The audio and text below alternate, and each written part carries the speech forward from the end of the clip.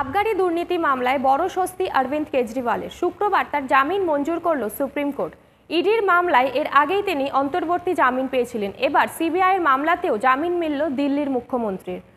গত মার্চ মাসে আবগারি দুর্নীতি মামলায় অরবিন্দ কেজরিওয়ালকে গ্রেফতার করেছিল ইডি। দুর্নীতির তদন্তে আরেক কেন্দ্রীয় তদন্তকারী সংস্থা সিবিআইও তাকে গ্রেফতার করে।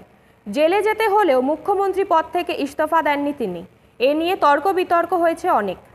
লোকসভা নির্বাচন চলাকালীন দলের হয়ে প্রচারে থাকতে চেয়ে সুপ্রিম কোর্টে আবেদন করেছিলেন আম আদমি পার্টির সুপ্রিমো। শীর্ষ আদালত সেই আবেদন মঞ্জুর করে শর্ত সাপেক্ষে কয়েকদিনের জন্য প্যারোলে মুক্তি দিয়েছিল তাকে। গত ৩রা জুন ভোট মিটলে ফের তিহারে ফিরে যেতে হয়েছিল কেজরিওয়ালকে। শুক্রবার সুপ্রিম কোর্টের শুনানি চলাকালীন বিচারপতির বেঞ্চ সিবিআইয়ের গ্রেফতারি নিয়ে প্রশ্ন তোলে। এই গ্রেফতারি বৈধ নয় বলে উল্লেখ করে সুপ্রিম কোর্টের বিচারপতির ডিভিশন বেঞ্চ। জেল মুক্তির পর কোনো ফাইলে সই করতে পারবেন না অরবিন্দ কেজরিওয়াল।